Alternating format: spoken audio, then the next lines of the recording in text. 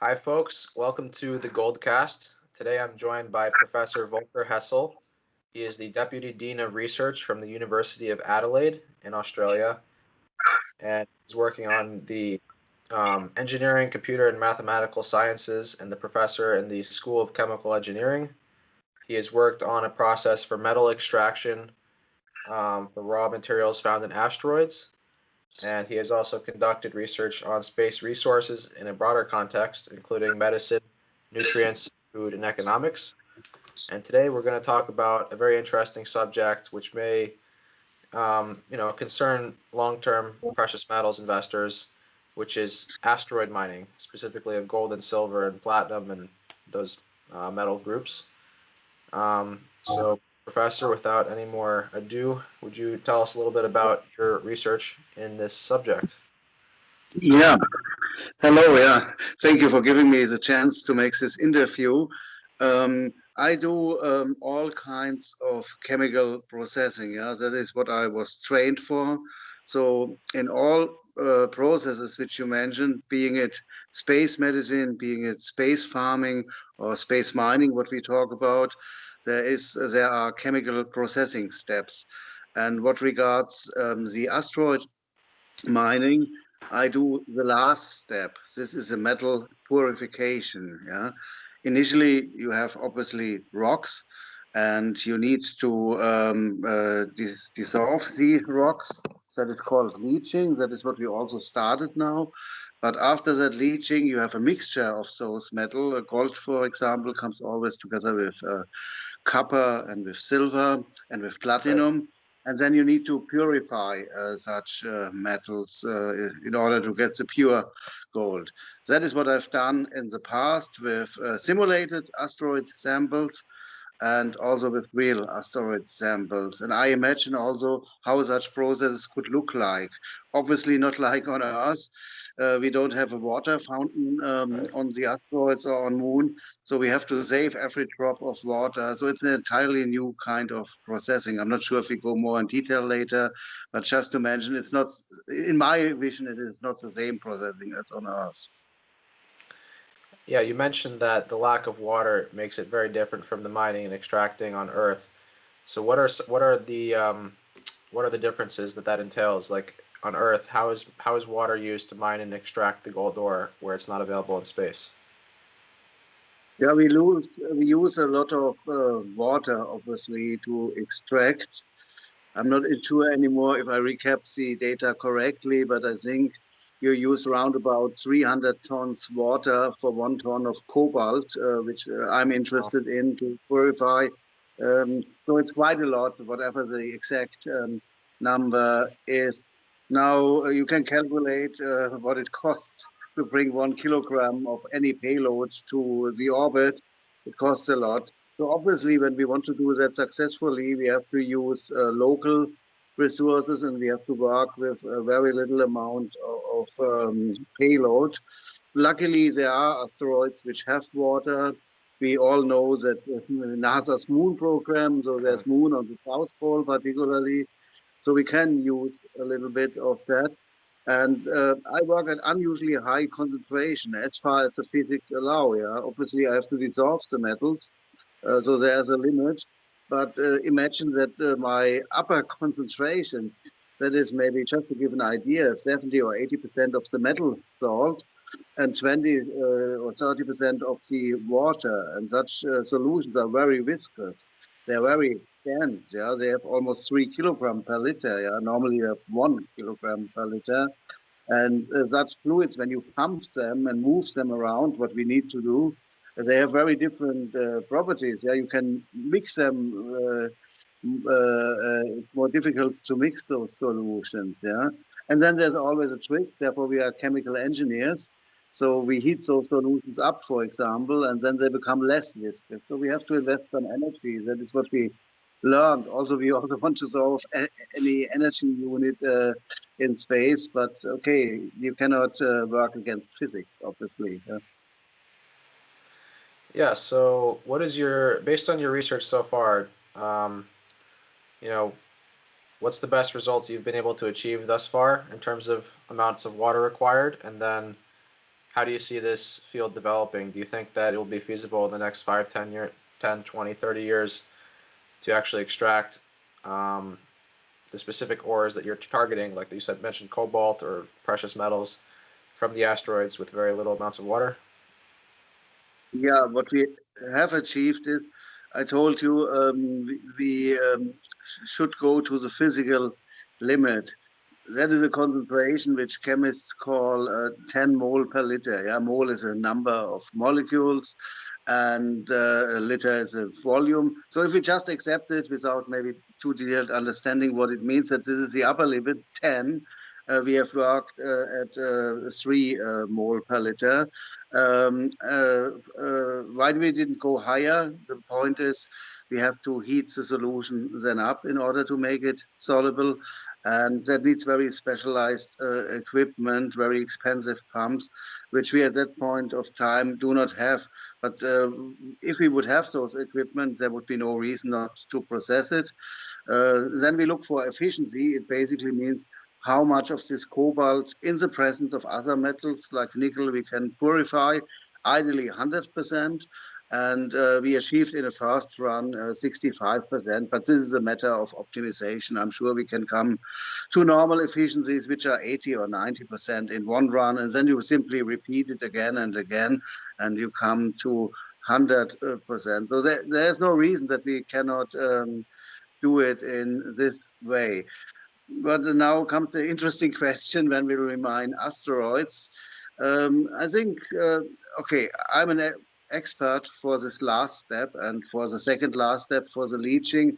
I'm not an expert for the whole process, which needs some kind of identification where the mine is, Right. and then also in a way, the digging of the mine. Also, on asteroids we might not dig, so we might have a different kind of mining. And that are actually the more tricky processes. It was announced actually that already now, so by 2018 or so, we have asteroid mining. Obviously, that has been delayed. And I think the next projection of those who do it professionally, and there are at least 2 major companies in the US who are very busy with that. And also the Luxembourg, there's an institution who are very busy with asteroid mining and any other kind of space mining. I think the projections are for 2024 or so. That is when NASA plans to have the next moon landing. As said, I'm not an expert in the whole technical process and in its economics. But my, if you call it gut feeling, would say we need another 10 years maybe to see that. But, you know, with technology, there can be surprises. The moon landing in '69 happened earlier as maybe somebody thought. So let's see. Yeah. Which precious metals or which minerals do you think will be the first ones to be mined from asteroids? We have different kinds of asteroids. We have asteroids which are full of metals, and to my best knowledge, very pure kind of metals. We have asteroids which have a lot of carbon and also phosphorus, and we need phosphorus on Earth, so that's also something we need. It's not a metal, but it's a fertilizer and nutrient. And we have a third class of asteroids which are rocks with metals, so that have a bit more difficult separation problems. If you look on those asteroids which are pure of metals, so they might contain, if we go for my example, nickel, cobalt, silver, and gold, and also platinum. These are metals which usually on Earth form a family. Yeah? They have similar chemical properties, so they usually come together in a mine. When you have a copper mine, you also can mine gold more or less efficiently. Right. And to my best knowledge, the same is true for the asteroids in space. You have to know there's not one asteroid, and there are also not just 1,000 asteroids, but I don't know the exact number, but certainly several 10,000 of asteroids. Some are pretty close to Earth, some are more far, some are small, some are large. So it depends which one we will mine first, but we should take home there's more. There's carbon, there's phosphorus. It's not only about metals, and there's water on asteroids. Yeah? Yeah, exactly. Did you you mentioned some of these latest endeavors to do asteroid mining? Have you seen any news about NASA's mission to the Psyche asteroid in 2022, allegedly? No, I'm not aware of that. I'm in discussion with one of the researchers of JAXA, which is the Japanese space agency. So I know a little bit what they are doing, and his profession is geology. So he is simulating those rock in his lab, meaning he creates asteroid material, artificial one. Oh, wow. But I'm not aware, sorry, about the NASA mission. I should probably. So in terms of the projects that you are aware of, in terms of, you said it sounded more like private sector initiatives in the US, what makes you think that we're about 10 years away from seeing some real developments there? As I said, I'm not deeply involved so far in those missions because I do not specialize on one kind of space technology, but I specialize on bringing chemical processing technology in a way to a production level, finally, to space on orbit, meaning on ISS, but also on the celestial bodies like Moon and Mars and asteroids. I'm not deeply aware of those, but I think it's a quite complex process overall to have a whole mining process over there. And the question still is, do we mine everything on the asteroids, or do we some steps on the asteroids and take pieces from that home in one way or the other? There's a big discussion about it, and it has a lot to do with spaceflight knowledge, and that shows something which is very typical for space. No, I think nobody has all the knowledge in one person, but you need a whole team. It's very multidisciplinary. I just think it's a very difficult endeavor, and we like to be on Moon realistically 2024. We want to mine water on Moon, which obviously will be then behind 2024. And the water is just heating and the electrolytic splitting of the water, and not underestimating at all what that means. We should look at NASA's document how much machinery is involved to make those two actions. And then I would say a more complex process like the asteroid mining might take longer. But if we manage to bring the asteroids to Earth, naturally we can do all the processing steps on Earth. And the asteroids are very, very rich in the metals. So even though it sounds maybe impossible from the economics alone, this might be the right step. Yeah, let's talk about that strategy, bringing the asteroids to Earth. So, I mean, obviously that sounds a little bit risky and dangerous, but how big are the asteroids that are proposed to be brought? Are they big enough that if they had an impact with the Earth, it could be disastrous, or are they small asteroids?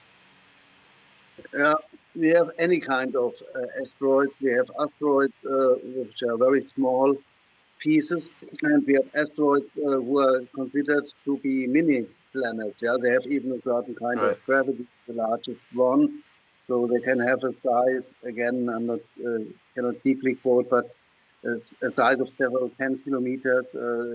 Some asteroids. The asteroids we talk about are smaller, and indeed, even if they are considered really small, they can have a deep impact. Yeah, we saw that with the asteroid which hit the Earth some 50 million ago, and all dinosaurs were extinguished. So that is definitely something to be considered. And without being an expert in how to change the orbital trajectory of an asteroid and maybe how to break pieces of it, I would say this probably can be done in a safe way. Yeah, so I don't hear that too much, but you're right. This is certainly something to be considered. And when I look the web literature about asteroids, it's full of those fears. You can see it every day.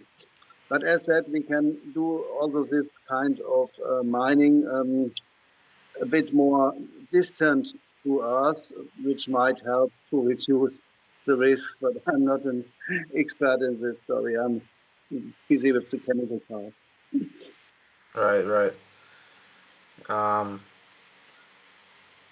And what do you think about the economic viability? Because you kind of mentioned that at the beginning, like it's even right now, it's I guess possible. It's just very economically prohibited because of the cost of bringing up the water. You need to process everything and then all the equipment and then bring everything back.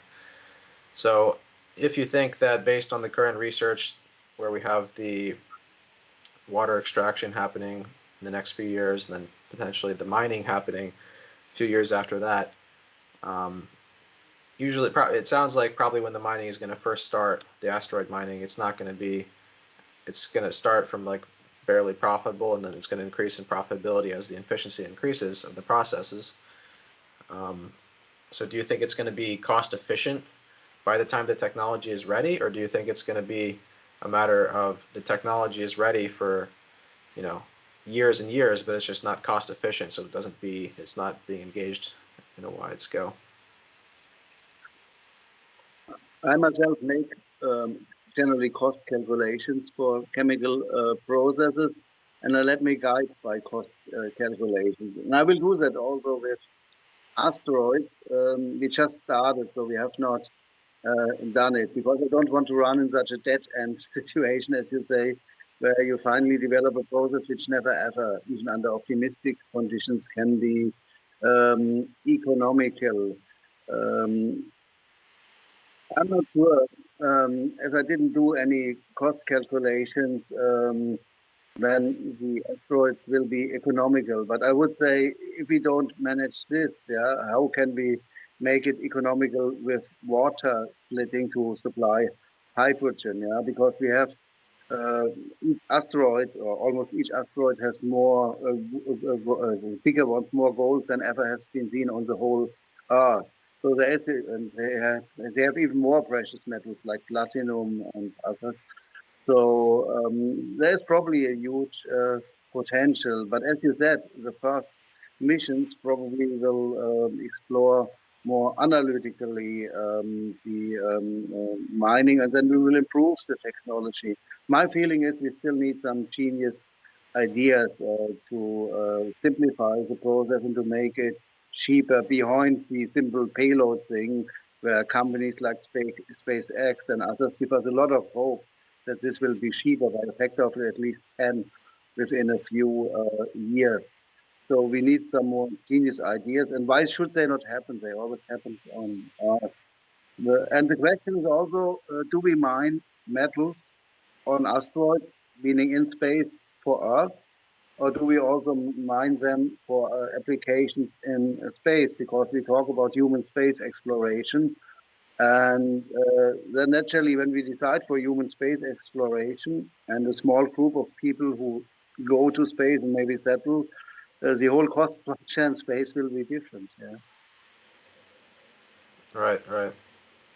Do you know which asteroids are having the most precious metals that are closest to Earth, and how far away they are?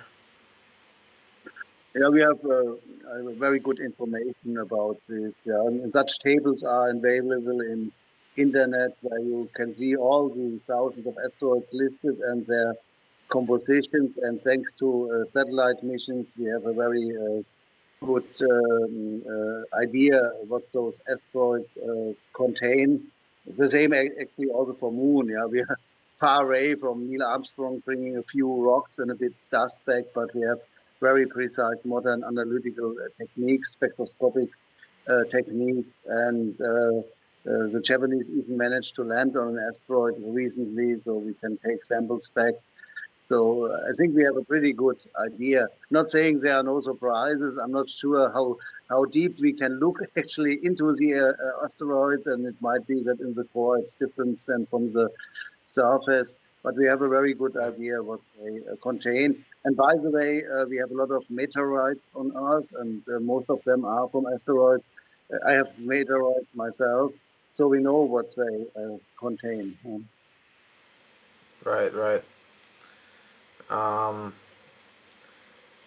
Yeah, I guess, is there anything else about the extraction process that you think is important for the development of this asteroid mining that we should know about? Because obviously there's a lot of different components here. There's like you said, there's the prospecting, there's the space flight development, and there's the mining itself. So since that's your specialty, I was wondering if there's anything else we should know about that.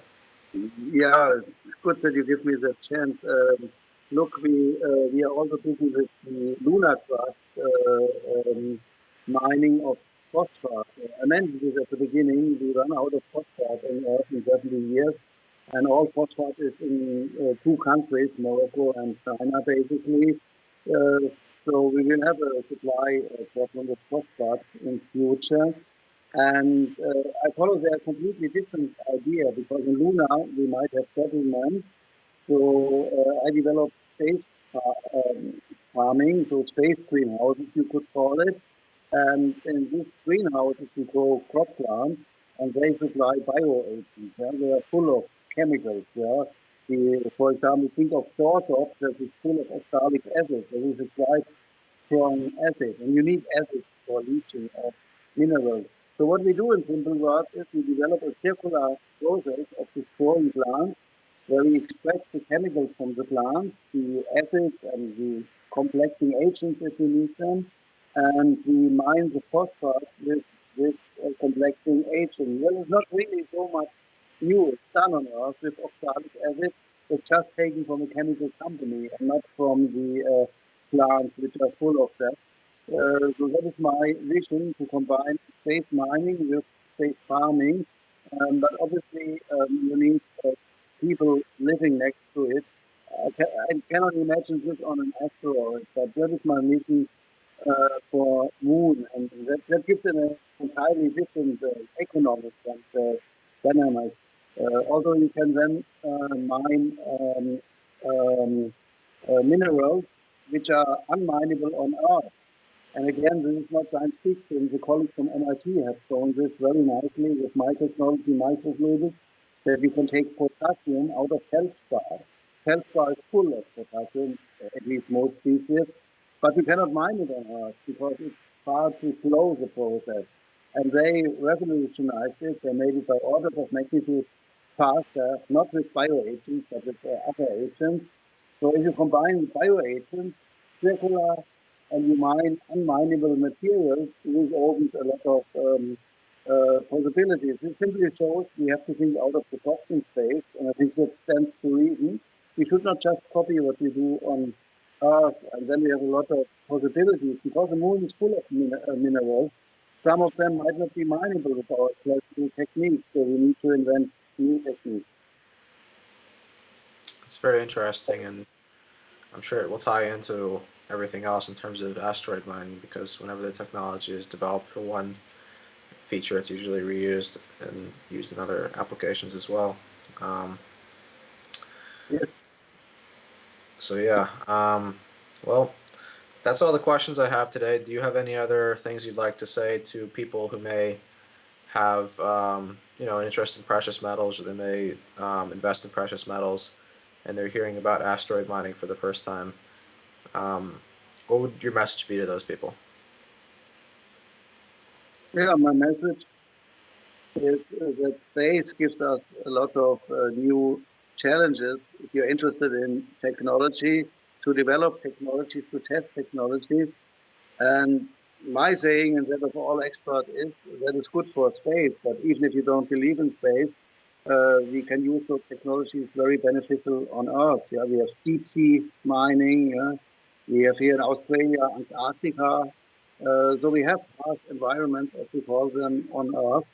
And all the investigations in space help us also to explore better the harsh environment on Earth. So my saying is,